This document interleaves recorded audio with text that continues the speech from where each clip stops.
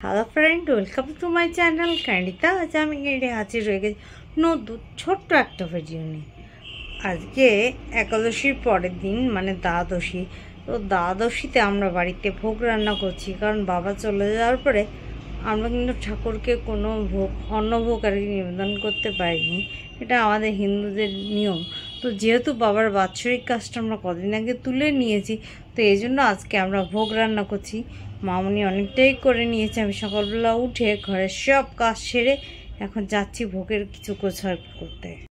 এই ঘরে আসার পরে যে ভিডিওগুলো করব আসলে সেটা করতে পারিনি, কারণ রান্নাটা মামুনি খানিকটা করলো, বাকিটা করেছি। কে ভিডিও করে দেবে? রান্না করব না ভিডিও করব, ছেলে আসলো না।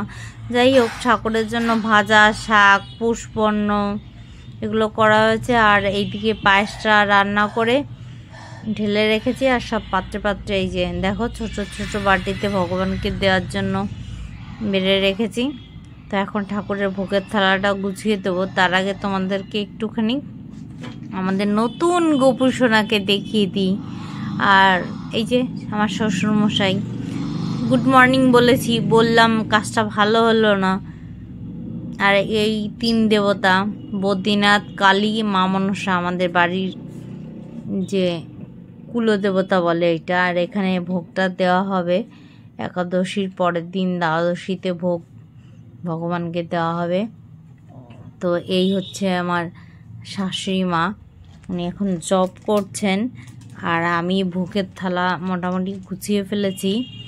তো এখন উনি জব করে উনি ভোগটা লাগাবে। এই যে ভোগটা ঠাকুরকে নিবেদনের জন্য যে দেওয়া হলো, সব গুছিয়ে দিয়েছি। এখন ওনার ইচ্ছা, ওনার 3 পুত্র আসবে, এসে খাবে, কিন্তু অ্যাকচুয়ালি বড়জন বাইরে যাবে, তাই তাকে আগেই দেওয়া হবে। তাকে ফোন করা হলো, দেখা যাক সে কখন আসে। আর মেজোজন আর ছোটজন এরা তো একাদশী করেছে, তো এরা তো পালন করবেই ডেফিনেটলি। মা এখন ভগবানকে ভোগ নিবেদন করবে। তো বন্ধুরা, একাদশীর পরের দিন অনেক কিছু করেই রান্নাবান্না করে ভোগ দেয় উনি, কিন্তু এবার বাবা যাওয়ার পরে এই প্রথমবার মোটামুটি অল্প স্বল্প পরিসরেই করা হয়েছে। যথেষ্ট ভালোবাসা দিয়ে ভগবানকে ভোগ দেওয়া হয়েছে। ভগবান তুমি গ্রহণ করো। আর মামনি এখন আরতি করবে। দেখো তোমরা, আসলে উনি পুজোটা খুব নিষ্ঠা করেই করে। এখন সকালবেলাটা উঠতে পারবো কি পারবো না আমি চাপেই ছিলাম। আমার ছেলেই পিকনিকে গেল, সেই জন্য উঠেছি। তো মামনি তখন বলল যে এই ঘরে গেলে আসো। তার আগে উনি কিন্তু উঠে মোটামুটি রান্না শুরু করেই দিয়েছে। এদিকে পেটেও খেতে পাচ্ছে, কি আর করা যাবে, ভোগটা হোক। হওয়ার পরে ওনার পুত্র ধনরা আসুক, তারপরে আমরা প্রসাদ খাবো। আজকে আসলে সীতাদিরও শরীরটা বেশি ভালো না, ও একাদশী করেছে, আসছে ও। আর আমার ছোট ছেলে তো ঘুমোচ্ছে। আর সীতাদির ছেলে মেয়ে তারাও আসলে এখন উইন্টার ভ্যাকেশন চলছে, মোটামুটি তারা কেউ ব্ল্যাঙ্কেট ছেড়ে উঠছে না। তো আজকে এটা আমার বাড়ির ডেলি লাইফের উপরে ছোট্ট একটা ভিডিও ছিল। বন্ধুরা, যদি এই ভিডিওটা তোমাদের ভালো লাগে তোমরা কিন্তু অবশ্যই কমেন্ট করবে, শেয়ার করবে, আর আমাকে সাবস্ক্রাইব করতে একদম ভুলবেন আমার চ্যানেলটাকে।